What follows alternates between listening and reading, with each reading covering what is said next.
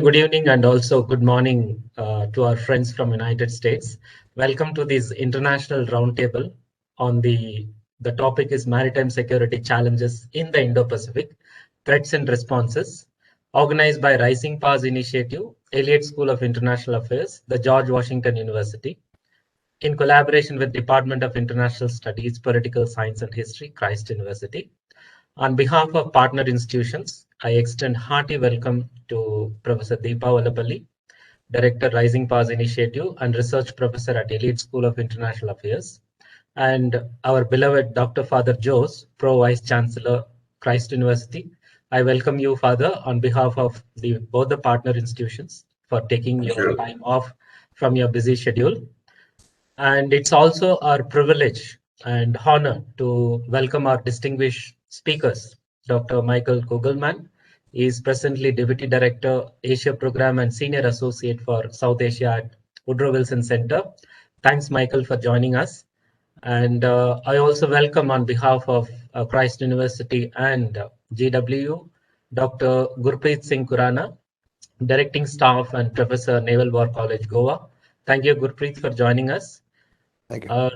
We also welcome Dr. Nilanthi Samaranayake. She is presently Director of the Center for Naval Analyses, CNA. She is presently doing Strategy and Policy Analysis program. Thank you, Dr. Nilanthi, for joining us. I also extend warm welcome to two of our special guests, Professor Subramanyam Raju, Head of UGC Center for Maritime Studies at Pondicherry University, and Dr. Prabal Ghosh, Indian Navy veteran and noted expert on maritime issues, for making a special intervention. This is a little bit last minute we approached you. Thank you for agreeing to our request.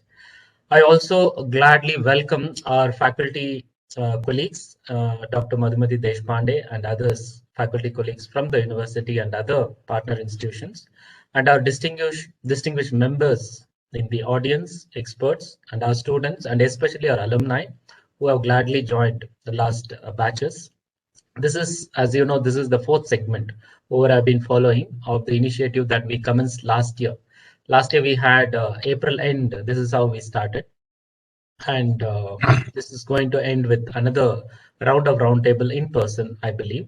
So before we proceed, there are a few announcements. Please note, keep your mics muted. Feel free to send in your questions and comments through chat box so that the concerned experts can answer. Dr. Deepa Ollapally would be moderating on that. And at the end of the session, you are requested to participate in a survey on this roundtable. The link will be made available in due course. And if any of you need certificate of participation, feel free to mention at the end of the survey. There is provision for that. And with that, I kindly request our Vice Chancellor, Dr. Father Jose, to declare this roundtable open. Good evening and good morning to everyone. Dr. Deepa Ollapally, Dr. Michael Kugelman, Dr. Subramanyam Raju, Dr. P.K. Ghosh, Dr. Madhumati, Dr. Gurpreet Singh Khurana, Dr. Nilanthi, the respected faculty members, and my dear Christites. I promised Manoharan sir that I will not speak more than a minute because we have a number of scholars, professors here. And I just say a big thank you to Dr. Deepa Ollapally for her kind of leadership, which is bringing together the Department of International Studies, George Washington University, and the U.S. Department of State for this, let us say, these series of programs. Thank you, Dr. Deepa, in a special way. I also thank Dr. Manoharan and Dr. Madhumati for their leadership from our university for taking this initiative ahead. And I'm very much delighted that a large number of our student community from masters are around. As I said some time in the classroom, we grow on the shoulders of the giants. We have got at least 5 or 6 giants here in the field of IR. And you are a lucky people. So let's make use of this great opportunity of learning. I'm sure that is the spirit of Christ Heights here in Bangalore. With these words, I inaugurate this well-planned, let us say, session on maritime security challenges in the Indo-Pacific, threats and response. Thank you very much. Thank you, Father, for that inspiring note.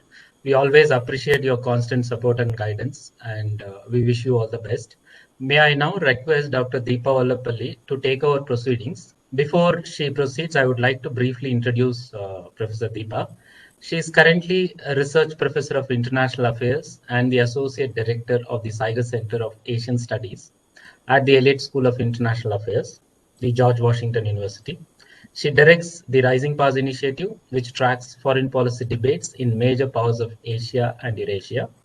She is a specialist on Indian foreign policy, India-China relations, Indo-Pacific regional and maritime security, and comparative foreign policy outlooks of rising powers and the rise of nationalism in foreign policy. She is also author of 5 books, including Worldviews of Aspiring Powers, published by Oxford in 2012. Her current research focuses on maritime and regional security in the Indo-Pacific and is writing a book presently on big power competition for influence in the Indo-Pacific. She has won grants from Carnegie, MacArthur, Smith Richardson, Rockefeller, and Asia Foundations for her work related to India and Asia. She also has held senior positions in the policy world, including USIP and NIAS, Bangalore. Over to you, Dr. Deepa. Thank you very much, Manohar, for that very long introduction of me. I'm here with, as Father Joe said, there are many giants in the room, and I want to start by saying my great gratitude to Christ University and its leadership by Father Joes, who has been consistently supportive of this project. And I know that he himself is extremely knowledgeable on maritime security issues and history of maritime studies. So I hope that we can all look to you in the future as well in your own writings. Today, and I also want to, of course, give a special thanks to my 2 colleagues at Christ who have been with me every step of the way, Professors Manohar and Madhumati Deshpande. Thanks to all of you. And it's a great privilege that we were able to convene this illustrious group of experts on what I think we'll all agree is an extremely important topic for India and for the United States. What is the situation in maritime security in the Indo-Pacific and where we're headed, what we should be focusing on, leaving aside that right now the world's focus seems to be somewhere else on the other side of the world. Today, what we want to do is, I have asked that we have a kind of a breakdown of the maritime security issues in a way that, drills down to some specific issues. So we're going to start off with the expert, Michael Kugelman, who will be speaking about traditional maritime security. So when we think about traditional maritime security, we're talking about naval, military, interstate conflict, hard security issues. And the question that we have asked each of the panelists to talk about is what they think are the top concerns in their view on Indo-Pacific. Where should we be focusing attention? What are the main threats that they see? That's one session. The other session will be on the non-traditional security, which I think does not get as much attention as it should. And here we're talking about human security issues, what you might call soft security, climate change, ocean pollution, those sorts of issues. And Nilanthi Samaranayake is going to be leading that session. And so we are going to be getting a full picture of the Indo-Pacific and the various threats. Now, we've already, Manohar has already introduced the speakers briefly, but let me just say that we are going to begin with Michael Kugelman, who I know quite well. He's here in Washington, D.C., and he's the Deputy Director of the Asia Program at the Wilson Center, which is one of the most influential think tanks in the world. And he writes enormously and frequently in very, very influential news sources. And he's also very active on Twitter. So I suggest that you all follow him. You can keep up to date with him on that. He also has a commentary for War on the Rocks, which is very, very good. So let me also then introduce the speaker for the non-traditional security, which will be Nilanthi Samaranayake.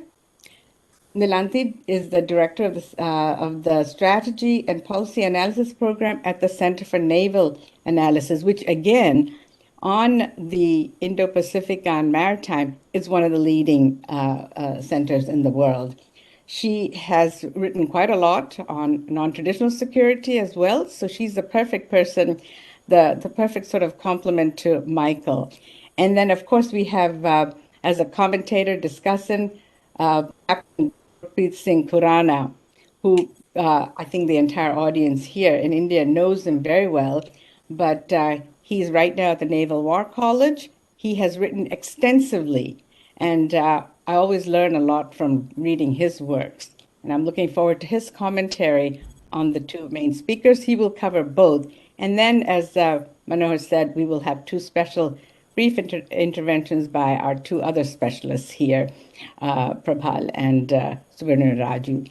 So with that, I do want to now just repeat that what Manohar said about the questions. Please do keep giving the questions throughout the sessions and put them in the chat, and I will try and catch them. The other thing is, please do stay a few minutes to fill out that survey. We're going to publish the survey, and I think we are really looking to see what your concerns are and so on. So please do that for us. We'd greatly appreciate it. So with that, I'm going to ask Michael to lead us off on what keeps him awake at night when he thinks about the Indo-Pacific, his top 2 or 3 challenges and security threats that he sees. 12 minutes, Michael? Thank you so much again to everybody. Well, thanks a lot, Dr. Ollapally, first for the very kind introduction. And I want to thank you and GW University, as well as Christ University, for inviting me to be a part of this very timely conversation, and especially with such a distinguished group of experts here. So indeed, I've been asked to identify a few of what I see as the top traditional maritime security challenges in the Indo-Pacific. I'll highlight 3 briefly, which are not necessarily meant to be exhaustive, but 3 that I think are particularly important. The first is the growing presence and power of China in the Indo-Pacific. For those countries in the region and outside the region that view China as a strategic competitor or a strategic threat, its deepening footprint in coastal regions and its increasing power projection in the regional seas is a major maritime security challenge. And of course, the United States and India see China that way, as do, for that matter, U.S. treaty allies and Indian partners in East Asia. Now, this audience will, of course, know that for several decades, China has been expanding its economic presence throughout the region, mainly through the vehicle of infrastructure investment, which has included port development in a number of littoral states. Concurrently, it has been scaling up its naval clout through a rapid naval modernization program.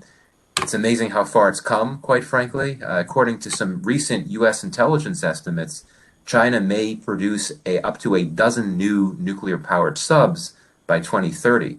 And on the other side of the region, it's obviously been ramping up maneuvers in the South China Sea, which is something that's been going on for quite some time. And on the other side of the region, China has an average of 8 to 10 naval ships operating in the Indian Ocean annually.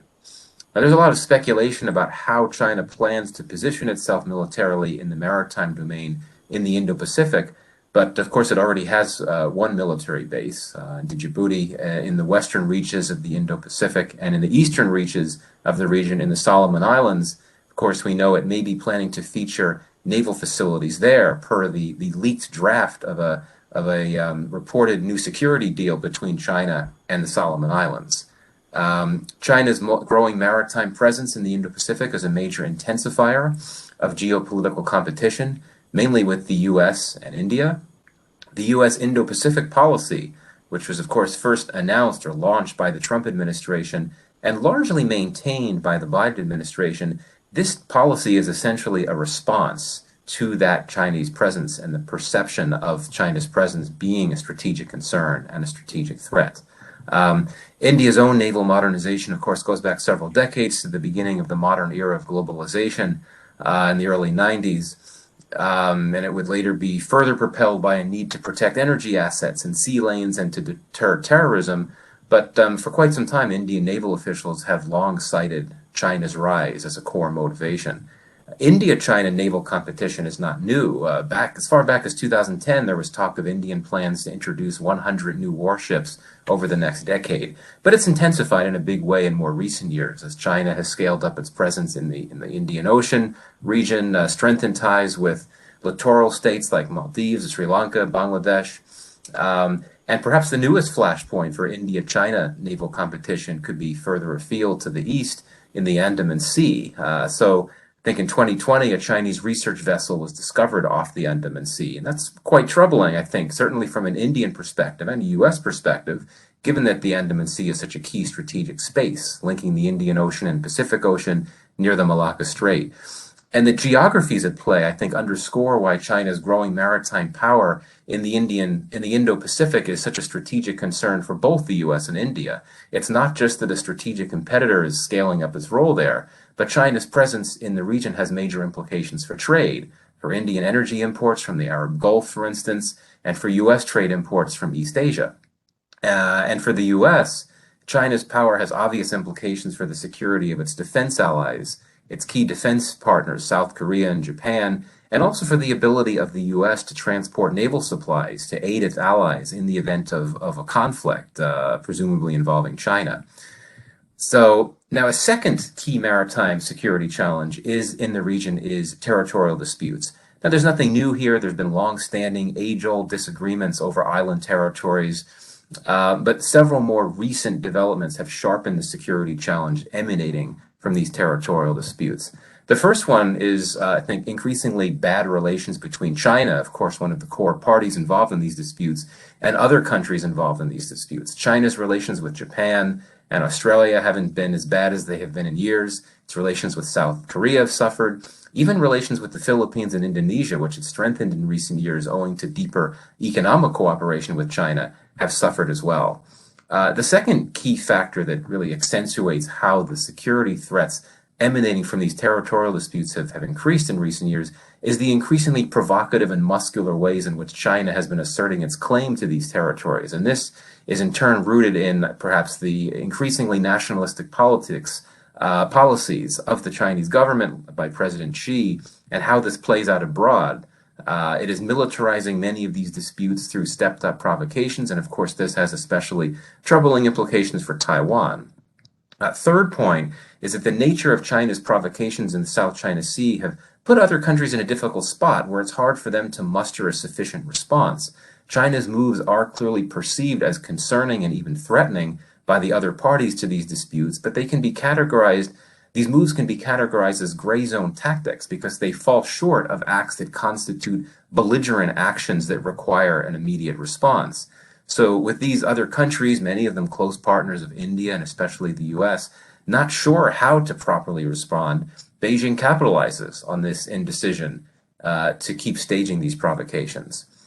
So the third and final traditional maritime security challenge in the region that I'll highlight is maritime terrorism.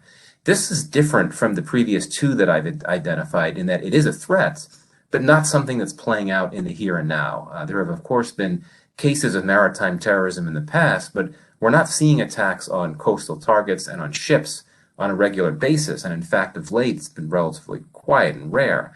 But I highlight this issue as a top maritime security challenge nonetheless, because I view it as somewhat of a black swan. And by that, I mean there's something that may not appear to be foreseen or easily predictable or even very likely, but if it were to happen, it could have severe consequences. And indeed, a major attack on a busy port or a crowded checkpoint or a large vessel on the high seas could have devastating impacts on trade, which is why these types of threats why these things are such attractive potential targets for terrorists.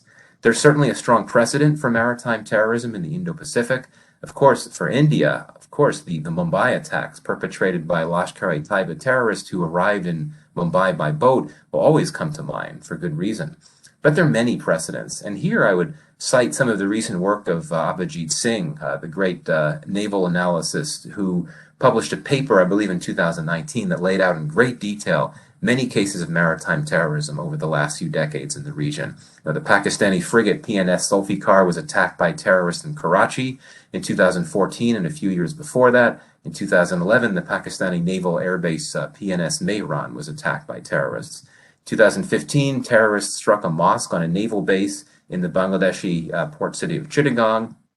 And then in 2018, Indian officials believed that a Pakistani diplomat based in Sri Lanka was involved in a plan to organize attacks on ports in South Asian countries, and also in a plot to have terrorists enter India via boat from Maldives and Sri Lanka. Of course, none of this stuff happened, but there was concern among Indian officials that these plots, they were potential plots, and that they were a threat. There have been many more incidents of maritime terrorism much further to the east and Southeast Asia, where shipping interests have been hit off Indonesia, and to a lesser extent off Malaysia and the Philippines. The biggest perpetrator is Abu Sayyaf, which has staged dozens of attacks at sea. And I think there are several factors at play that deepen the threat of maritime terrorism in the Indo-Pacific. One is that the large presence of Chinese naval forces in the South China Sea has discouraged other Southeast Asian states from bringing in more of their own security forces, which has given the likes of Abu Sayyaf more space to operate. Additionally, increasingly, terrorists have started to look to pirates for help. They've provided money and logistical support.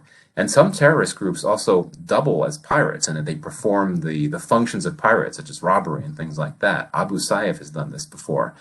And pirates are very different from the conception of pirates centuries ago. They're very heavily armed today. They've got grenades and GPS capacities. So those are the three challenges. Very briefly, how well are the U.S. and India aligning and responding to these challenges? And I'll answer this very briefly just with three general comments. First, there's a long legacy of maritime cooperation in U.S.-India relations, and it's one of the first substantive components of bilateral security cooperation. Joint naval exercises in the Indian Ocean go back to the 1990s, and as far back as 2006, the two governments produced a short document called the India-U.S. Framework for Maritime Security Cooperation. It set out bureaucratic structures for cooperation in the sphere, and since then we've seen various forms of bilateral dialogues on maritime issues, more joint exercises, arms trade, and so on. And the two sides have also participated in multilateral efforts on maritime cooperation, including those that focus on issues like counter-narcotics and counter-piracy. Now, the various foundational defense agreements signed by India and the U.S. in recent years will generate new opportunities to enhance this maritime cooperation, as they'll allow for more sensitive information sharing and other forms of communications between militaries and by extension between navies. There will also be more opportunities for more interoperability, including arrangements to use each other's naval facilities for refueling and so on. The most recent indication of maritime cooperation was announced at the recent 2+2 meetings in Washington just last month, with an agreement for India to join the combined maritime forces and be a participant in efforts with the U.S. and others to strengthen security partnerships in the Western Indian Ocean region. So the bottom line is that there's precedent and ample scope for U.S.-India maritime cooperation. My second point is that the U.S. and India do have differing threat perceptions about these three different maritime challenges that I've highlighted. On the issue of China's naval power and its presence in the Indo-Pacific, while on that, generally speaking, the U.S. and India are on the same page. The U.S. and India are very much aligned in how they value the importance of a free and open and rules-based Indo-Pacific, which are basically the catchwords of the Indo-Pacific policy, which is largely code for the desire for a region where China does not pose a threat. But while the U.S. and India are aligned strategically on the need to cooperate to counter this Chinese threat, on operational and tactical levels, there are some disconnects. Part of the issue, of course, is that India does not participate in the alliance system favored by the U.S., meaning that there are certain types of maritime or naval functions that India would not be willing to perform operationally with the U.S. Another disconnect relates to what path India should follow to strengthen its capacity to play the type of net security provider that the U.S. wants it to, would like to see it play. The U.S. has hoped that providing India with a lot of naval-related arms would be helpful. But India is is equally focused on the importance of having the U.S. and its Western partners assist with co-development and co-production projects with India to strengthen indigenous defense procurement and production capacities. So these are things that still need to be worked out. On the other two challenges I highlighted, those of territorial disputes and maritime terrorism, there's an even greater disconnect. Many of the territorial disputes in the Indo-Pacific play out in the east and southeast in the South China Sea, further afield from India, and areas where India does not have as many assets and interests and stakes as it does closer to home, and especially in the Western Indian Ocean region. By contrast, these territorial disputes are of great concern for the U.S., given that many of them are centered in and involve top U.S. treaty allies in East Asia. Similarly, on the issue of maritime terrorism, clearly the threat of maritime terrorism near India, as well as Pakistan and other littoral states of South Asia, would raise the most concern for India. These would also be of great concern to the U.S., given its overarching interest in countering Islamist terrorism, but so would maritime terrorism threats emanating from Southeast Asia, which would not be as big of a strategic concern for India, perhaps. Now, these differing threat perceptions relate to the third and final point I'll make here about the question of whether the U.S. and India are aligning themselves in response to these maritime security threats. It seems that there remains a mismatch in the strategic importance that each country accords to the geographies of the Indo-Pacific. The U.S. is more focused on eastern areas of the Indo-Pacific, the Pacific part of the Indo-Pacific, so to speak, especially the South China Sea, whereas India has been more focused on the western areas of the Indo-Pacific, the Indo part of it. And this all makes perfect sense, of course, but it does present a challenge for U.S.-India alignment on tackling broader maritime security challenges in the Indo-Pacific. But there are reasons to be hopeful that this could start to change. For quite some years, U.S. strategy documents have been recognizing the strategic importance of the Indian Ocean. Back in the Obama era, one document depicted the Indian Ocean as of lesser strategic importance only to the Atlantic. Today, with China rapidly intensifying its activities in the Indian Ocean, we may well see a further strategic adjustment on Washington's part. We've already seen toward the end of the Trump administration and over the first year of the Biden administration some efforts by senior U.S. officials to scale up engagement with the littoral states of South Asia beyond India and Pakistan. There have been some high-level calls and visits by senior U.S. officials vis-a-vis Bangladesh and Maldives, for instance. Additionally, India could come to view East and Southeast Asia with more strategic importance now that the Quad is really taking off. The other three members are, of course, all Pacific powers. And additionally, so long as China continues to be perceived as a threat in the Andaman Sea region, that could take India's strategic attention further east in the Indo-Pacific.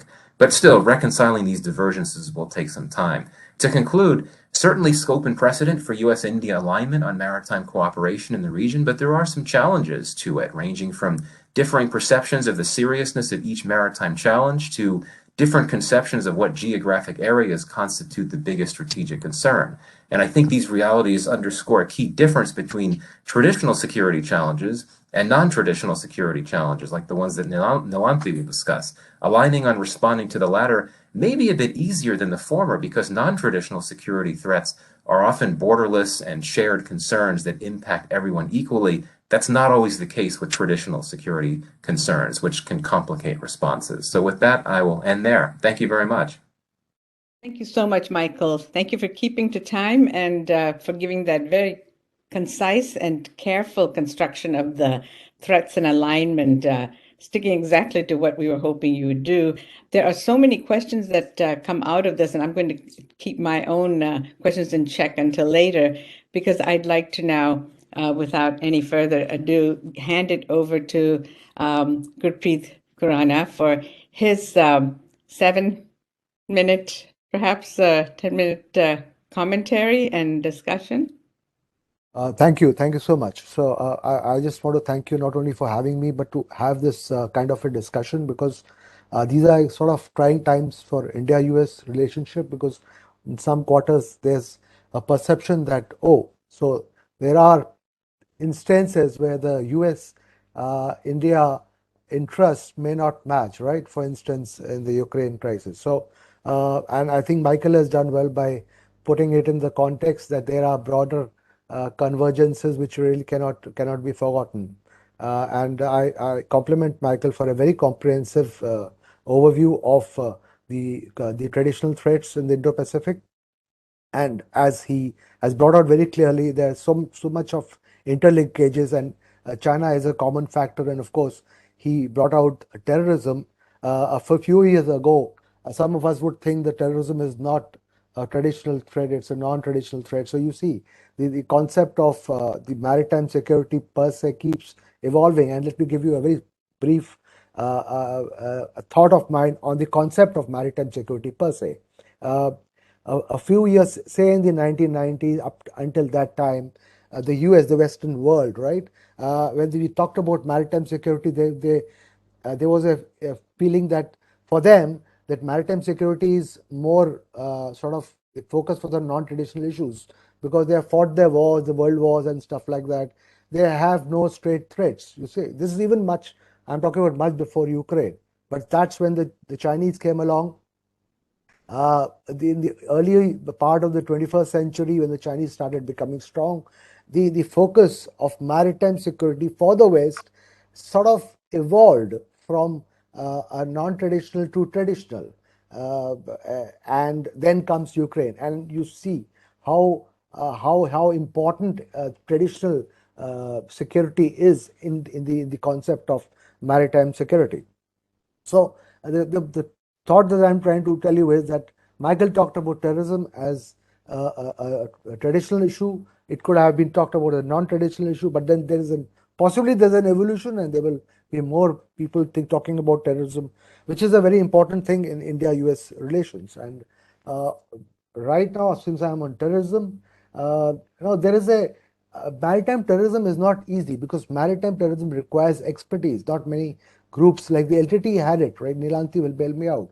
But then it's not very easy. So, but if there is a state support, for instance, if the Pakistanis gave state support for the Mumbai terror attacks, and this is actually going to, it is already spilling over into in West Asia, Middle East, right?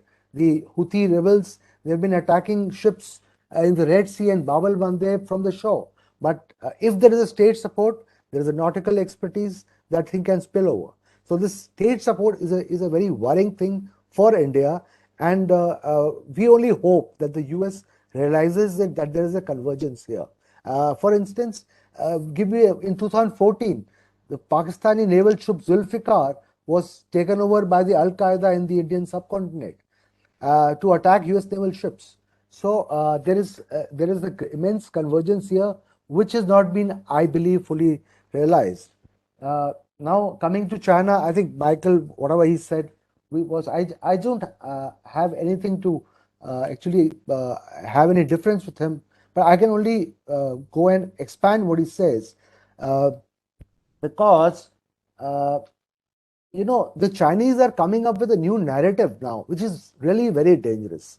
They're coming up with a new narrative that the UNCLOS is based on the Western Roman system, and it's an unfair imposition on Asian values. This is quote unquote. This is what PLA Navy captain said in 2018 when I was in Singapore in the conference. And then I got up. I had to say that, what do you mean? I mean, India is also Asia, isn't it? And India accepted the adverse verdict of the Permanent Court of Arbitration in the India-Bangladesh case. And the Chinese, you guys didn't do it. So what are you talking about, an unfair imposition on Asian values? And the Chinese have ratified the UNCLOS. And so you can't go back on your international commitments. So there are things which are quite seriously wrong in terms of Chinese revisionist approach. It's not that the US has not done bad things. The US has done many things which are bad in terms of flouting international law. We all know about that.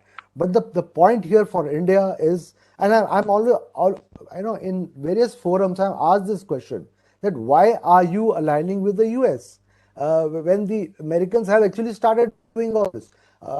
Wrong things. But my point is that we have actually left all that behind, and we have established a modicum of order, of maritime order in the Indo-Pacific. If we have a revisionist state trying to unravel that, we are all going to be in a bad shape. So that is the point that I'm trying to make. So this was about China. Now coming to the responses. Okay, India, US. Michael talked about joint operations. Yeah, there are some areas where at the functional level, he said, and I fully agree with him. But I just want to add to it that why we do not do that. We do not do joint operations because we have a history. The strategy of a country is based on a cultural ethos and past history, and we are wary of alliances, military alliances, because we are wary of the colonial times, what was done to us, and therefore, unless if it is under the UN flag, Indian does not operate in a joint manner in the military, in a military operation, right? There's a concept of net security provider. Of course, the Indian political leaders were very happy about this when the US, tried to encourage India to play a greater role, which was good at that point in time. But lately, what India has seen is that we have our neighbors who are actually sensitive about this concept of net security provider. It can be construed in a very negative way in terms of seeing India as a policeman of the US, or trying to take a lead in terms of its or trying to have a hegemonistic intent in the region, as if it is a sphere of influence. Maybe it is, but then it should not be portrayed by India, at least, in that manner. And therefore, the Indian Navy, the former chief, in fact, I can share this with you, Admiral K.B. Singh, he made a conscious effort to not to use the word net security provider and use the term preferred security provider in lieu. In any case, the Navy, even before he came, was not happy with the concept of net provider of security. And therefore, when the Maritime Strategy document of 2015 came out, what very subtly they did, they defined the term net security, which amounted to saying that it's not net provider of security, but it's a provider of net security. And so the process that started at that time only. Now we come to the issue of freedom of navigation, which I think Michael did not allude to, but I'm sure we would be aware of that. The US and India, we talk about freedom of navigation. Both countries subscribe to freedom of navigation. Now it's very good to talk like this, in this manner, at the political level. But we know as professionals, when it comes to the functional level, there are differences between India and the US in terms of how to interpret the UNCLOS in freedom of navigation. For instance, India has a position that a prior notification is required before foreign warships pass through the territorial waters and doing innocent passage. Similarly, if foreign warships do military exercises or operations in Indian EEZ, they need a consent. Now, this is a position which the US does not have, because it has a greater interpretation of greater freedom of navigation. So now these are functional issues. So we need to sit together and resolve this. Why we need to resolve it is because the Chinese are saying that our position on the interpretation of UNCLOS is actually quite similar to most Asian countries. And it is their position is very different than yours. And you haven't even ratified the UNCLOS. And so it helps China to drive a wedge between India, US, and the other countries in the region. So that is the point I'm trying to make. And I think my final point here is, second last point is, Michael talked about the fact that India's interests are more focused on the Indian Ocean, whereas the US interests are focused, maritime interests are focused more in the Pacific region. Well, there is a small bit of correction here. It's not the US interests are focused there. US interests are all over the globe, actually. It is because of the Indo-Pacific Command, Indo-PACOM, that has a boundary up to the India-Pakistan border in the west and goes on to the Pacific. And the Indian Navy operates with the Indo-PACOM. That's why there is an issue here. But now I think this will get resolved, and there is a good thought in both the navies that we need to have a liaison officer in the US Central Command so that we can also connect with them. So that is in progress. And so the last point is that we talked about the maritime security in the Indo-Pacific, which means Indo-Pacific is a region. Now, if you look at Indo-Pacific as a concept, it has got an architecture which is actually already evolving, and it is really firmed up to a great extent. At the top is the conceptual level is a free and open Indo-Pacific. Maybe India also says inclusive as well. At the political level, we have an architecture of so many forums, ranging from the EAS to ARF to the IORA. You have the CORD, you have now the AUKUS as well. So the Indian concept, which was articulated very well, very recently by the Indian Prime Minister, is there is a concept of plurilateralism. If you have plurilateralism, means you have a mix of all these forums, and then what happens is you get stability, because it may not be possible for consensus for an issue to be evolved in one forum, especially if it is too big, like the ARF. And therefore, this plurilateralism, which can have even trilateral or even bilateral arrangements, will give a sense of security to small countries. And I would end by saying that if this concept of plurilateralism would have existed in Europe today, this year, possibly Ukraine war would not have seen the events that it did, because it was banking on NATO and NATO only. Thank you. Thank you so much, Gurpreet, for adding another many layers of complexity that we will turn to perhaps during the Q&A. I want to quickly, because we are going to be out of, our time is going to get constrained, turn quickly to Professor Prabal Ghosh, who I request kindly to only give maybe a minute and a half at this point, just so that we can open it up for Q&A. But thank you so much.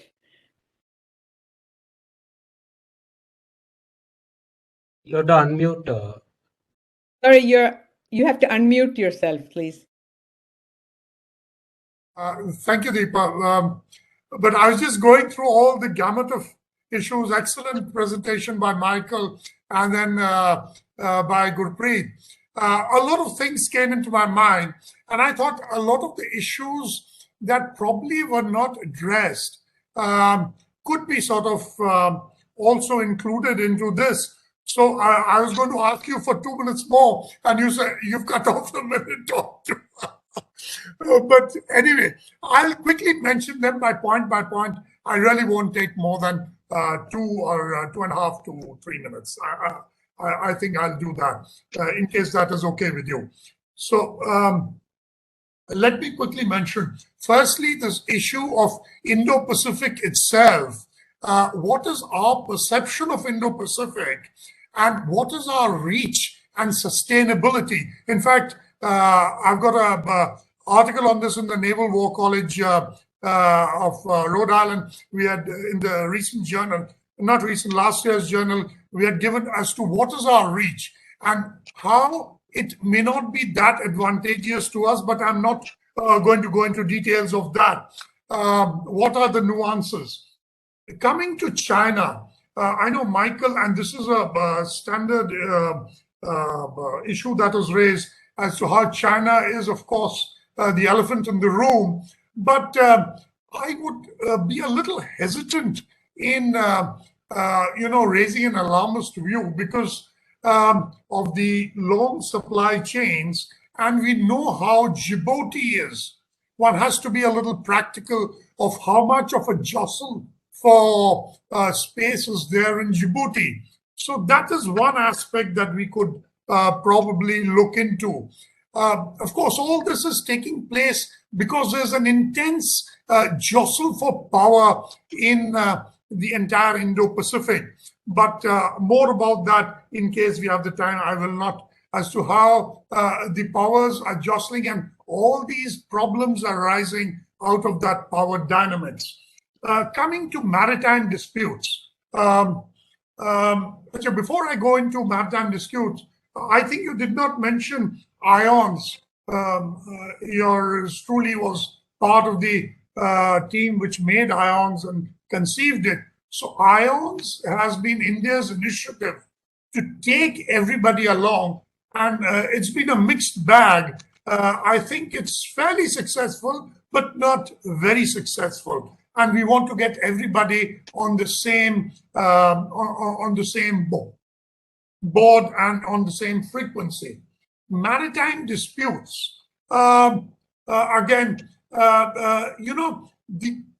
the interpretation of UNCLOS is something which probably is a very big issue. And as Gurpreet mentioned, as far as FONOPS is concerned, there is a difference in interpretation, and that is why all this takes place. So this is not to suggest that the Chinese have been salami slicing. They have been very aggressive in the South China Seas. I know, because like I said, I was involved in the actual negotiations, the only Indian to do so in Track 2 negotiations. A little surprising, but it was done. So there are a lot of nuances of this which we probably need to go into.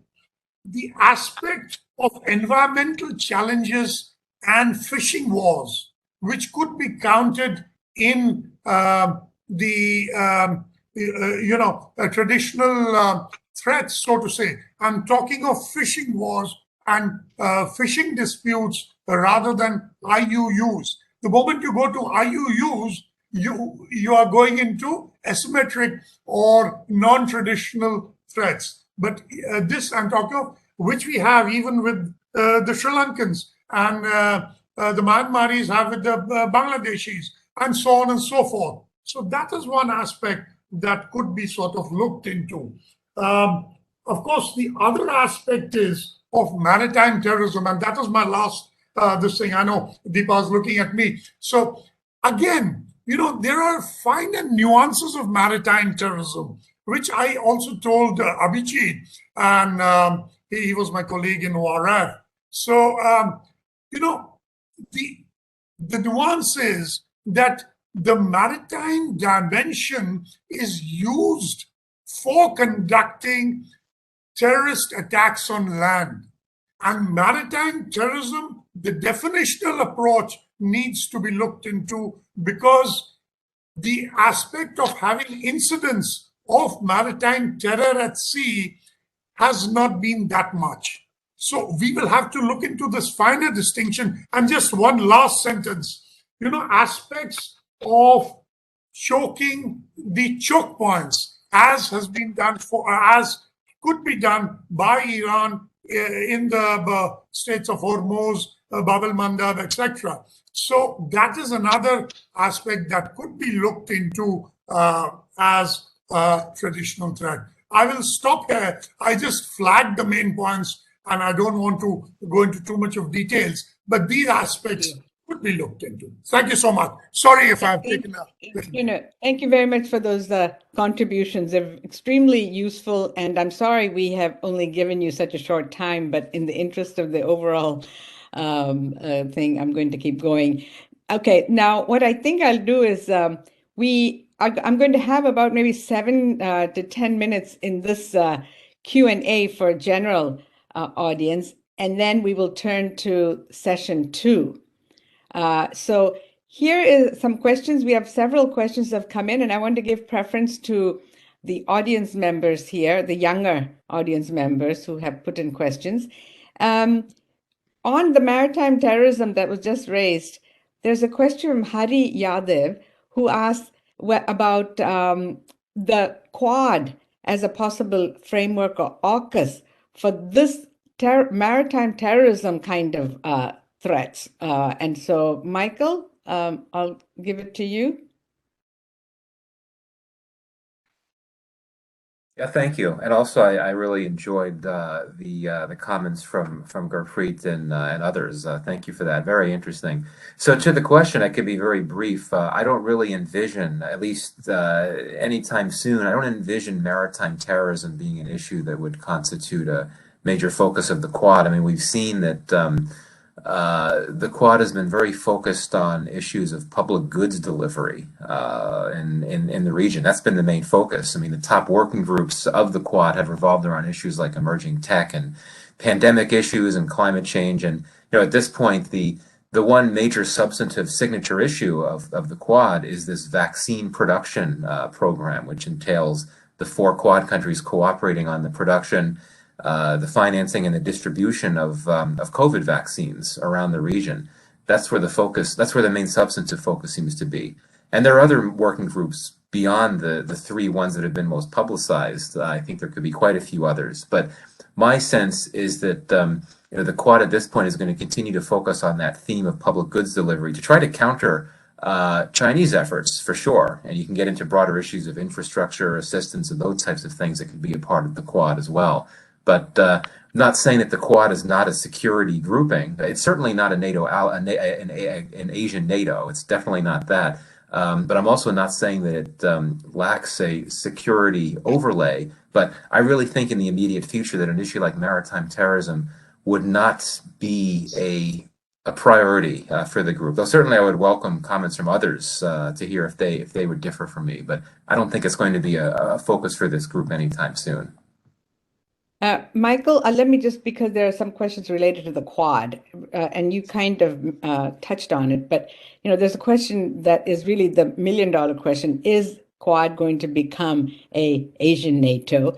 And secondly, whether or not there is some conscious decision to do the opposite, that is to keep basically two economics and other kinds of issues and not the hard security, to avoid that. So is there two things going on, that some pushing for that and others, or is it a consensus that it's not going to become a NATO type thing? Right. I mean, certainly critics of the Quad, most notably China as well as Russia, increasingly have tried to depict it as an Asian NATO. But I don't think any of the four Quad countries have ever envisioned it along those lines. Again, not for the foreseeable future, at least. This is a group that wants to try to counter Chinese power, but at least in an overt sense through non-security through non-security means. And that entails providing tech support, infrastructure, COVID shots in the immediate term. That seems to be the priority. And indeed, it's true that one reason why the Quad has been able to enjoy this resurgence in recent years, and it's been enjoying the type of momentum that it's never had before in its history, is the fact that all four Quad countries have seen their relations with China fall to their lowest level in years. Even the likes of Australia, which for quite some time had been a holdover, had been keen not to provoke China unnecessarily, that's changed as well. But even with that, I think that the idea of trying to militarize the Quad, especially on an overt level, would be something, it would pose a risk in the sense of potentially provoking China in ways that the four member states of the Quad would not want. Again, at least not anytime in the immediate future. But we'll see. I mean, we'll see how the geopolitical competition plays out. If things really get tense, then down the road, one can't rule anything out with the Quad. But I really think that the Quad countries want to stay away from any perceptions of becoming an alliance. Of course, India does not subscribe to the alliance system as practiced by the U.S. and Australia and Japan, which is another key factor. But again, I think the answer is no. I don't think it's going toward that alliance route. Well, I would just add that AUKUS suggests that, in fact, they need to find alternative ways to meet that kind of hard security military alliance, exactly because I think Quad will not play that role. And I want to ask Gurpreet to perhaps jump in for a few seconds, but I have another question that I want to add here, which is on Russia. Whether you all see Russia having bigger ambitions in the Indo-Pacific, and what that might do if the Russian presence increases. The question is it going to rattle the Western countries? What's going to do to Indian perceptions then? Gurpreet, maybe you can take that and say a few words on the Quad question as well. Yeah, okay. For the second thing about Russia, the short answer is that I do not think in the foreseeable future Russia would have any kind of strategic interest in the Indo-Pacific because it is very in a quite a bad shape in the coming years in terms of its economics. Its hands are full. Of course, it needs warm water ports, and the Black Sea is what it's going to hold on to. On the question of Quad, yes, there is a perception. Maybe it's true that President Trump, when he actually announced the Quad in 2017 during his Asia tour, there was a very hard objective behind that, almost like a quasi-alliance, when he wanted India's partnership, knowing fully well that. But then India was troubled by China, and so there is that perception may be true actually. But then India did not want that perception to be propagated, and therefore, and if you recall that India was very hesitant to include Australia in the Malabar exercises, because had Australia been included in the Malabar exercise, that would have actually proved that the Quad has got a highly militarized dimension, right? But then of course Galwan happened, and all the Chinese struck us in a very bad way, and then India was actually was sort of compelled to include Australia into the Malabar exercises to reinforce the deterrence. But lately, there's a great amount of persuasion India has done vis-a-vis the US in terms of making the US agree, even formally, even in a statement, that they should have a softer focus of the Quad. And whatever Michael said actually is an elaboration, or is elaborated on that point. And that is, you can also say, the AUKUS has come as another tool, because there is because the US has realized, as Deepa, you yourself, that these Quad must have a softer focus, a more holistic approach to security. But you need another, as I said earlier, you need another tool, because as a mechanism of assurance and insurance, and therefore that's how the AUKUS fits into the whole picture. Thank you. Michael, do you want to say 30 seconds on Russia, plus what you see there, Indo-Pacific? Indeed. Yeah, it will be 30 seconds. I'm not a Russia expert. I can't say, but I think maybe one of the more interesting questions is with if we assume that the war in Ukraine will draw Russia closer to China, if Russia grows more dependent on China, will that give China more leverage to push Russia to do certain things, like try to develop more of a presence in the Indo-Pacific and Southeast Asia in ways that could benefit China? Who knows? But that's an interesting question to ponder. Okay. All right.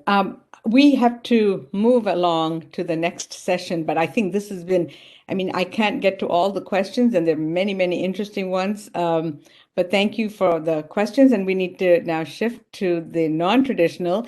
And I think the transition is made very clearly by one of you talking about holistic security and the need to look beyond just the military. And that brings us to Nilanthi, who is going to give her perspectives on the non-traditional security challenges that I've asked. I asked them to do the same thing, give their top challenges, and then how much alignment there seems to be between US and India.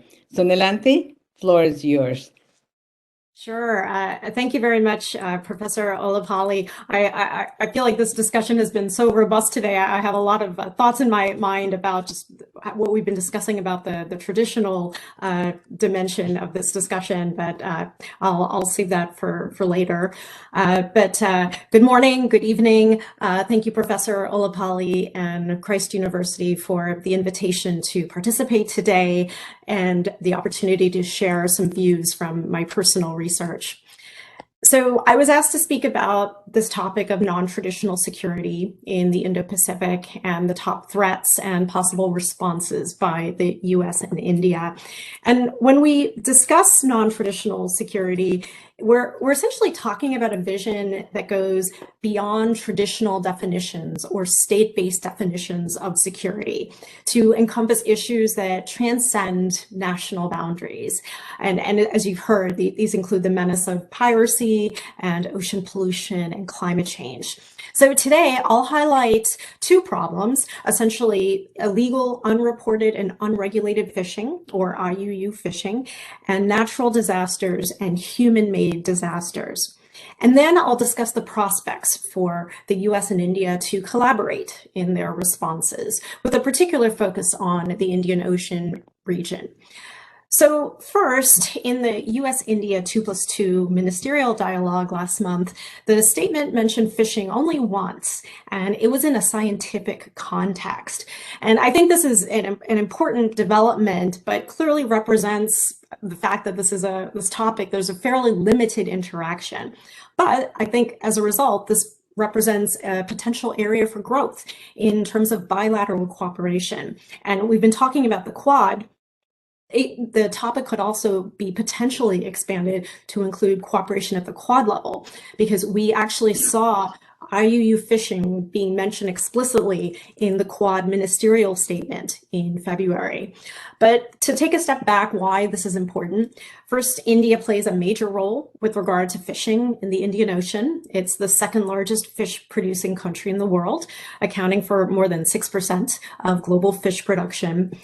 There's also a growing awareness that Indian Ocean yellowfin tuna stock is overfished and has been subject to overfishing since around 2015. And a significant amount of the world's tuna supplies are sourced in the Indian Ocean. And then third, there's some concern about European countries' fishing activity in the Indian Ocean, particularly in the West. And it's estimated that 40% of the EU tuna catch comes from the Western Indian Ocean. And activity by EU-controlled ships has occurred for more than 3 decades and has pulled in most of the region's yellowfin tuna. So now the levels of stock are concerning. In terms of thinking about the way forward and potential ideas, one relates to the fact that India hasn't signed on to the UN Port State Measures Agreement to prevent, deter, and eliminate IUU fishing. And many have wondered about that at the international stage. And it's a binding international agreement that aims to reduce IUU fishing. The expert, Dr. Pooja Bhatt, who I see is online, hello, Pooja. She has a great paper on India and fishing that you can find. And she observes that India has not publicly provided a reason for not joining the treaty. And I agree with her recommendation about India considering becoming a party to this agreement, especially when we're thinking at the international level of analysis. India is a vital actor and stakeholder on fishing. And given this sector's role in bolstering regional food security and economic security, it may be a worthwhile topic for greater U.S.-India coordination, and possibly for the Quad at some point, given the attention paid to China's fishing activities in the Pacific waters. The February ministerial statement mentioned IUU fishing in the wider context of international law, maritime security, and China. And Australia and the US signed on to the Port State Measures Agreement, and then Japan most recently signed on in the past few years. So India would need to sign on to demonstrate really Quad unity on the topic. But I look forward, of course, to hearing from Captain Gurpreet and Dr. Probal about India's considerations as it views this agreement to better understand the latest in terms of potentially complicating factors, including at the domestic level of analysis. Now, another idea is the view from essentially smaller Indian Ocean countries that EU states are exploiting their fishing resources. And the US works with its European allies, and India is building ties to EU countries through the EU-India Strategic Partnership Roadmap. So this topic may also represent an area of not only bilateral cooperation, but multilateral cooperation.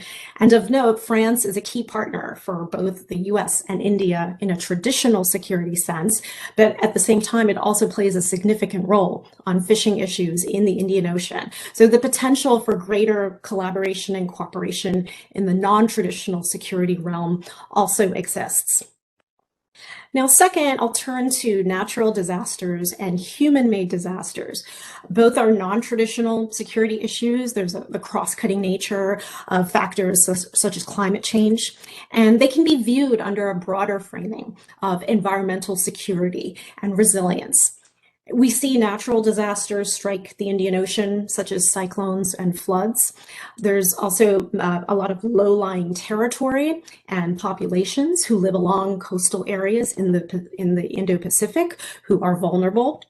And then there's also human-made disasters, such as oil spills that we saw off of Mauritius and Sri Lanka in 2020, with devastation to marine life. And the US and India both have a significant history of conducting disaster relief operations in the region. Both countries actually coordinated during the 2004 tsunami relief operations, but they've also independently provided relief, such as in the 2007-8 period with the Bay of Bengal cyclones, and more recently with the Mozambique cyclone in 2019. So compared with the topic of fishing, cooperation between India and the US is a little bit more built out when we're talking about disasters and this realm. But there's still a way to go because it's really worth pursuing this, just given the frequency of disasters that strike the region. So we saw in the U.S. India 2+2 ministerial last month, where the statement made reference to the Coalition for Disaster Resilient Infrastructure, and both sides essentially talked about the need for cooperation on climate and disaster resilience goals and monsoon prediction and forecasting. So this has clearly been identified as a way forward for cooperation. To build on that, when we're thinking about a security lens, there has been a U.S.-India Humanitarian Assistance Disaster Relief, or HADR, working group that was set up. If it's still in existence, it's not really clear, but if it is in existence between the governments, I think this topic would benefit from greater attention via this working group, given the realm of not only natural disasters, but also human-made disasters, because it just is a pressing reality in the region. Also, there are multilateral venues where India is a leader and there's yet less of a U.S. role. We've already heard mention of the Indian Ocean Naval Symposium in our discussion today, IONS. As Dr. Probal mentioned, India's leadership in establishing this organization and really going to the present day, really its success. We saw just a couple of months ago, IONS holding an exercise and it focused on humanitarian assistance and disaster relief. And so when it comes to IONS, the U.S. doesn't have a formal role, like an observer status. So this is potentially one way where India can continue to help foster multilateral cooperation across the region on the topic, and also coordinate with the United States as well to the extent possible. So I'm talking here about Navy-to-Navy cooperation, but we should also talk about non-military Coast Guard cooperation. And maritime forces like Coast Guards are tasked with oil spill response and capacity building activities in light of these human-made disasters. So I think at the end of the day, taking a more concerted approach and holistic approach to disaster management and disaster resilience, I think that presents many opportunities for U.S.-India cooperation. And I'll stop there. Nilanthi, thank you so much. I think this is an extremely good complement to the traditional session that we had such an incredible discussion about. And I'm happy that we have some time now to get Gurpreet's commentary and any additions he wants to make to Nilanthi's presentation. And then following him, we'll have a couple of minutes from Subramanyam Raju on the non-traditional as well. So thank you, Professor Ollapally. Yeah, a wonderful presentation by Nilanthi. She covered up these things in a very nice manner, very relevant for this area of non-traditional security. I think it must be taken forward, and it is being taken forward. Now, the one issue here is the US is not a member or an observer of the IONS. So this is because of the objections of Iran, that the US is not on board. But that does not stop India from cooperating with the US at the bilateral level, at the trilateral level, and as Nilanthi said, at the multilateral level in terms of IORA. Because US is he's got an important role in the IORA as a dialogue partner.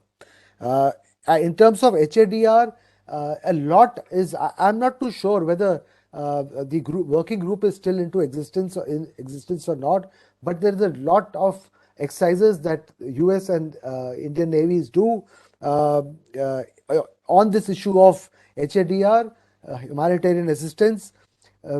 this thing started with tsunami, as she rightly said. Thereafter, what happened in the Indian Navy has taken a lot of steps to when the Indian Navy ships go on the mission-based deployments, they carry HADR bricks. They are containers, small containers, which have got sealed equipment as well as provisions, emergency provisions for relief, providing relief. And this is a common feature in all deployments, whatever be the nature of the deployment. So India has actually learnt a lot from the US in these terms, including getting the LPD. The first LPD that India got was the former USS Trenton, which is now Jalashwa and serving in the Indian Navy. And the Indian Navy is now getting more LPDs, such amphibious ships, because they are invaluable for disaster relief. So a lot has already happened and it is continuing.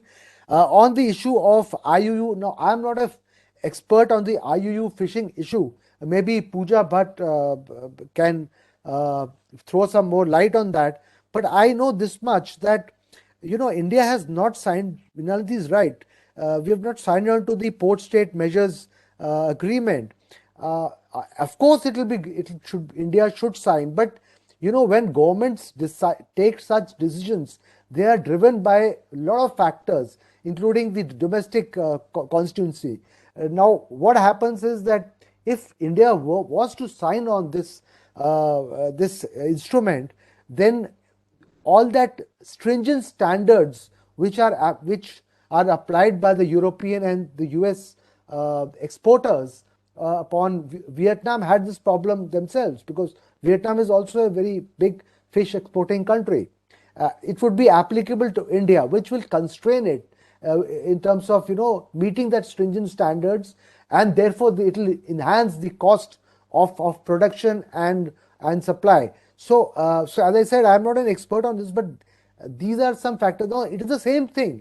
India would have liked to join the RCEP, the economic agreement, but then there are domestic factors, and of course it's possible that the Indian the producers and the manufacturers are not competitive enough, and there's a view that you must give them a push, let them expose them to the global markets, and let them fend for themselves. Only then they will learn and they will adapt to it. So that is one view. But the view which is usually taken by the government, which is something which you really cannot wish away, because we are a democracy. The electoral politics, and the Americans understand that better than many people and many other people. So you have to take your own people on board. Now, what is the answer to, what is the way forward for that? The way forward is why is the Indian fishing industry not competitive? Because one of the main reasons is lack of technology for deep sea fishing, and harnessing the fish, canning it, salting it, doing raw things on board the trawler itself. I mean, that is just one example. So possibly if the US really wants to collaborate with India, and as it's the political leaders in the US have said that they want to make India a great country, then, and it is holistic security, everything is security, then may as well transfer some technology, and we all rise with the rising tide, as they say. Thank you.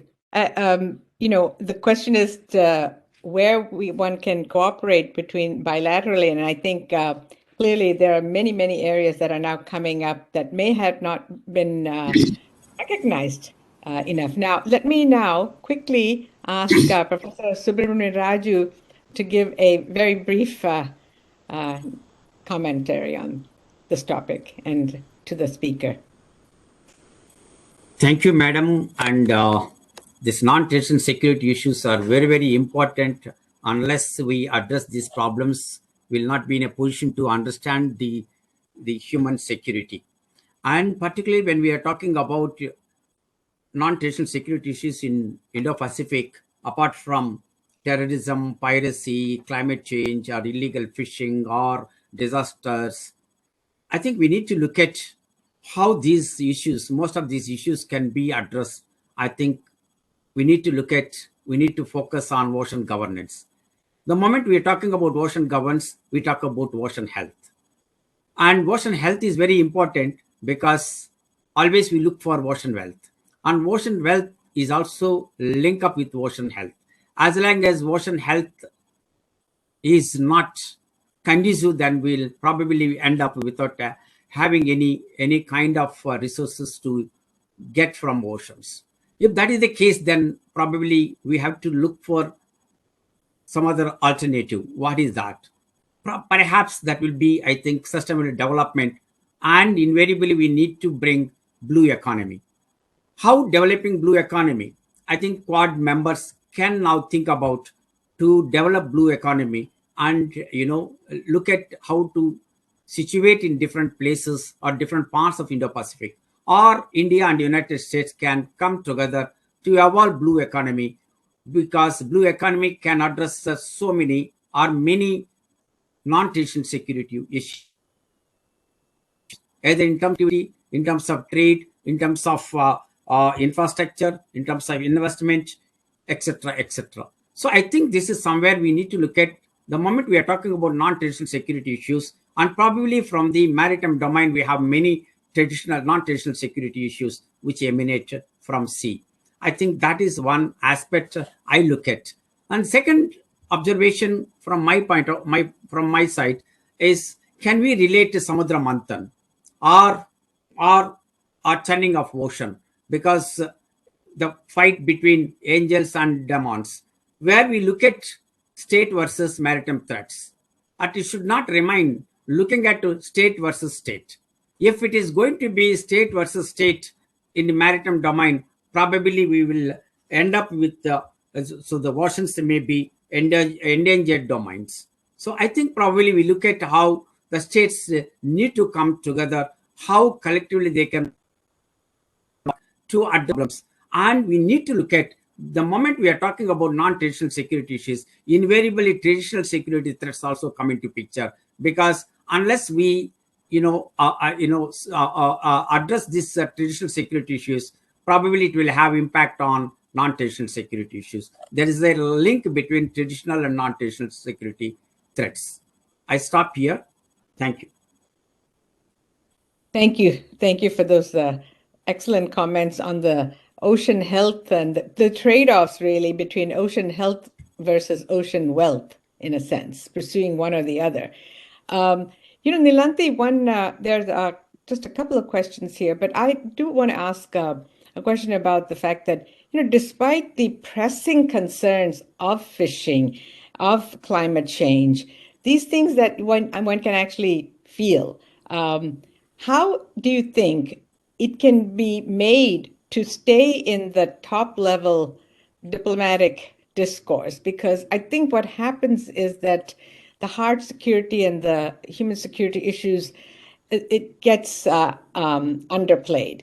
So what needs to happen, do you think? And there's a question here which I think is comes to this point, and it's from Biju, who asks, can you talk a bit about the scope for civil society cooperation across these countries in tackling non-traditional security issues in the Indo-Pacific? I mean, state to state, we said, the hard security is always state to state. What's the prospect for having other civil society groups?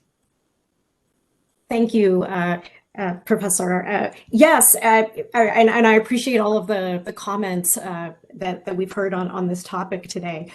Yes, absolutely. I think that you're getting at this point of essentially the international level of analysis and the domestic level of analysis and the constituents of that. And civil society is a critical sector when we're thinking about agents of change that can result in effects at the national level of policy in both the United States and India. So I think civil society really, there are certain roadblocks like to implementing the U.S. ratifying UNCLOS, but the role of civil society and those domestic populations really just continuing that drumbeat of activity that helps to advance essentially getting to that international level of a state getting to that level of kind of de facto signing on, because that's really what I see with UNCLOS and the U.S. due to congressional dysfunction, U.S. domestic level challenges in politics. It's been very challenging to get UNCLOS ratified in the United States. But at the operational level, there's been a decision essentially to actualize UNCLOS and really abide by it to the extent possible. So I think there are almost two parallel tracks where civil society plays an important role and other domestic stakeholders in helping to advance and move toward that ultimate goal. But in the meantime, there is this operational level that continues to actually work to affect that outcome, absent the actual signature, like the ratification of UNCLOS. But to your point about the non-traditional security issues really getting less attention, I agree with you. To your point about what needs to be done, I mean, it may be an unfortunate reality, but it seems like once this issue is securitized and enters that realm of traditional security, that is what elevates national policy attention to the topic. So it's interesting because we talk about the Quad, think about the origins of the Quad. It really resided in the 2004 tsunami cooperation and coordination at the operational level of military operations. So it's essentially what happened was seeing how these four countries were working together so well, the U.S., India, Japan, and Australia. It provided that glimmer in terms of what could be done at the strategic level, just due to that success at the operational level. So to my colleagues' points, there really is that intersection between non-traditional and traditional security. But unfortunately, I think this is something that's going to be with us now that China is often invoked for illegal fishing issues. I think we're going to see greater attention to IUU fishing because of this traditional security driver that China is bringing. So it may be welcome in the sense that there's more attention to non-traditional security issues, but I think the driver, sometimes it needs to be that traditional security driver that helps raise attention. Of course, we're seeing also another side here, securitization in the Indo-Pacific, where there is, in some sense, a kind of an arms racing in the naval sphere going on. And I wonder to what extent, that could have an impact on non-traditional practices in the Indian Ocean and beyond as well. Would anyone else like to make an intervention here? Either Michael, Gurpreet, or the other two professors on these questions on non-traditional and the traditional. How to get more? What will it take to get more attention? And do you see it changing? Do you see any change happening in India and the U.S. on more concern about some of the non-traditional issues?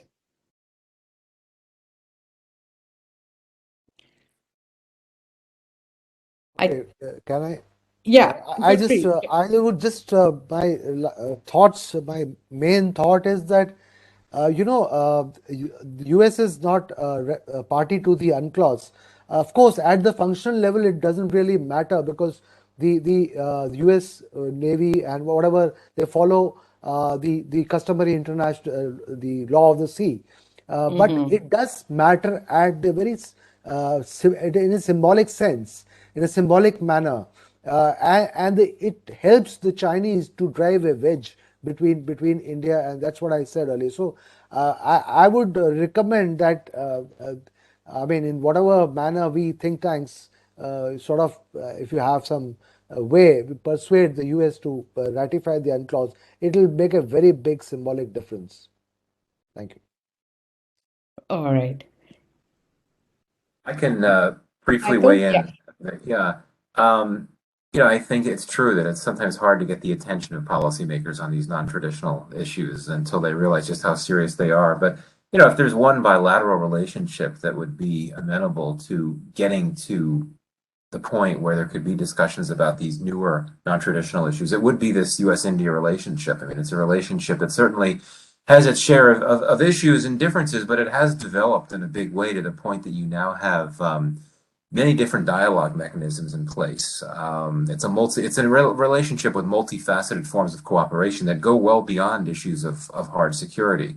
So even if you're not talking about frequent high-level discussions on non-traditional security threats in the maritime, non-traditional maritime security threats in the Indo-Pacific, there I think can in time be space and scope, even bureaucratically, for there to be debates on these types of issues in the relationship. Just because that's the trajectory that it's taking. We are starting to see more discussions, more dialogues in place in a regular fashion that focus on a broad array of issues. So it's really a simple way of saying that I think that there could be scope for discussion on these issues down the road, even if not on ministerial levels, not on very high levels. But you look at the joint statement that came out of the last 2+2 meeting, and there was a pretty broad array of issues that were covered there. So I'd like to be optimistic, even though it's true that it will be tough to get these issues on the radar. I hope we're doing our part in that with this Yes. with this roundtable. Exactly. And I'd like to build on Captain Gurpreet and Michael's comments as well. I think because you see, at least in the United States, there's been this barrier to ratifying UNCLOS, but now you do see increased bipartisanship in terms of understanding the threat posed by China. So it is important, as Michael said, to keep working these issues and moving toward ratification. And you see now at the White House level announcing these plans to battle illegal fishing in the Pacific. So the U.S. is really focused now on the Pacific theater. Perhaps an idea is for the U.S. and India to kind of take a leading role for the Indian Ocean segment. So that could be one way of building on this greater attention to illegal fishing when it comes to this China sense, but trying to advance this non-traditional security issue in the Indian Ocean. Thank you. And of course, what we're talking about in the non-traditional area are public goods. And in a sense, I can't think of two democracies that are better placed to talk about provision of public goods than U.S. and India. And I think we can't lose sight of that. We just have a couple of minutes, but there is a question here actually from Subramanyam Raju, which I think is worth considering very quickly. The recent security agreement between the Solomon Islands and China, in a way, what should we take away from that for U.S.-India relations in the Indo-Pacific? I know that's a big question, but just a quick thought. Michael, Gurpreet? Sure, I could weigh in first very briefly. As I had mentioned in my comments, I think it's an indication of just the sheer scale of China's efforts to project power, or to project presence and project power in the broader Indo-Pacific, right? I mean, if you look at its base in Djibouti on the one hand, and if you look on the other side of the region at the Solomon Islands, there's a lot going on. And I think that you've oftentimes had Beijing and supporters of China push back against this idea that China is trying to complement its growing economic power and presence in the region with a military presence. But if it's true that this draft version of the agreement talks about the possibility of China basing naval materiel there in the Solomon Islands, that's very troubling, for sure. So again, I think it highlights the scope and the scale of what China is trying to do in terms of its projecting power in this very broad Indo-Pacific region.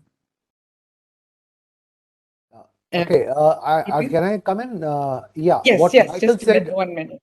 Yeah, the same thing what Michael said. I will put it in a very broader sense in some other words.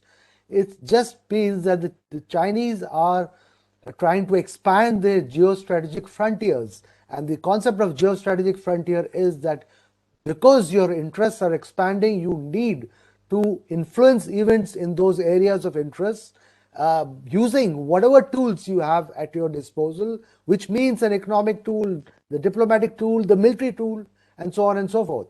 And so this expansion will continue because China is certainly emerging as a peer competitor to the US. And so everything flows out of this reality in terms of our responses? Thank you. I'm going to give Professor Ghosh his 30 seconds back for any quick comment on this. If you would like it, please unmute yourself. You need to unmute yourself. No, I think all the points have been very well covered. An excellent presentation by Nilanthi. She covered most of them. And the finer aspects of the fishing issues, it's okay. I like it. And I agree with what both Michael and Gurpreet especially has said about Solomon Island, about the expansion of Chinese.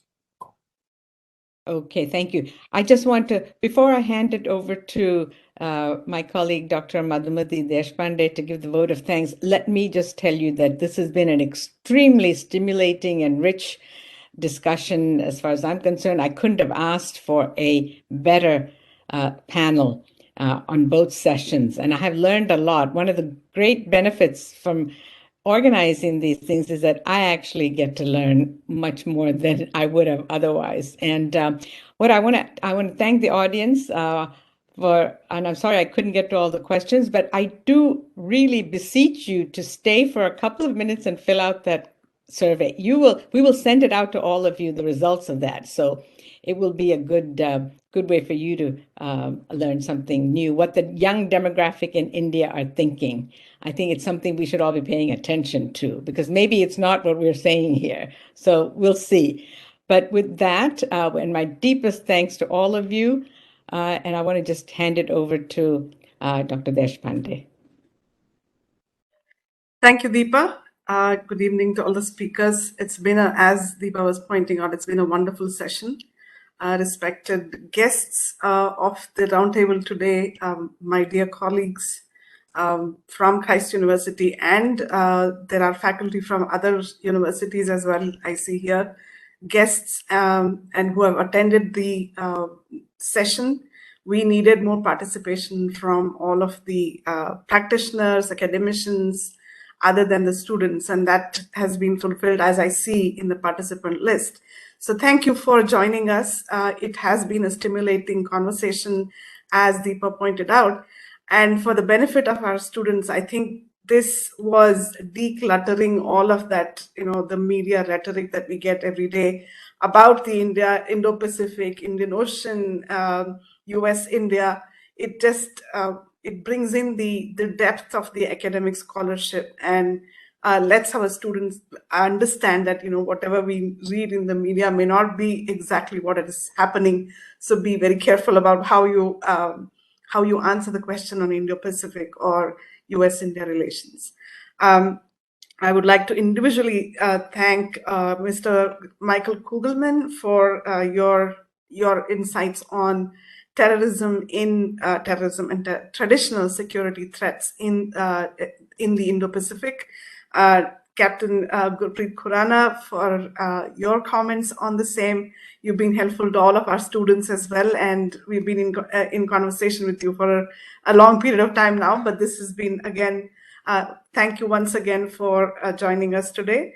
I would like to thank Ms. Nilanthi Samaranayake, of course, your views on the non-traditional security threats within the Indo-Pacific, and explaining to us more of the non-traditional threats that are emerging in this area. And as Deepa said, this is something that I wouldn't have read if it wasn't for you. Now I'm more interested, and I would like to read more about this. And I'm sure my students are also feeling the same. So thank you very much for taking your time to join us today.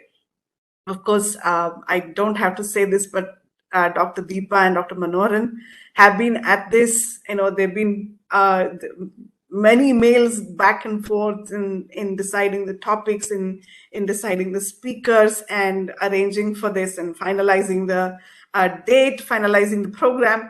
All of this has been happening, at these odd hours where, we are finishing our day and she's starting her day, and we have to collaborate on these hours. And so thank you very much for organizing all of this. And we look forward to the couple more events that we are going to hold as a part of this project that is sanctioned through U.S. Department of State. So thank you all for joining today, and students, of course, for your very insightful questions. And I hope you've taken away more than you anticipated. Do fill in that survey so that we know what you want to hear from us in the next few conferences. So thank you all, and have a great day and a good evening. Special thanks to Dr. Prabal Ghosh and Dr. Raju. I'm sorry, yes, I missed out those two. Yes, I'm sorry, yes. Dr. P.K. Ghosh and Dr. Raju, I'm sure Dr. Raju I've met in one of the conferences, and he spearheads the Maritime Studies in South India. And that's, I mean, we have to give him the credit for starting all of that in South India. And we would like to, I mean, of course, Dr. Manohar is always in touch with Dr. Raju. So thank you. And Dr. P.K. Ghosh, you've been with us before as well. So thank you very much. And sorry, I missed out. Your comments and interjections were wonderful as well. Thank you very much. Thank you, ma'am. Thank you so much. Thank you all. Have a nice evening. Thank you all. Good evening. Thank you. Thank you.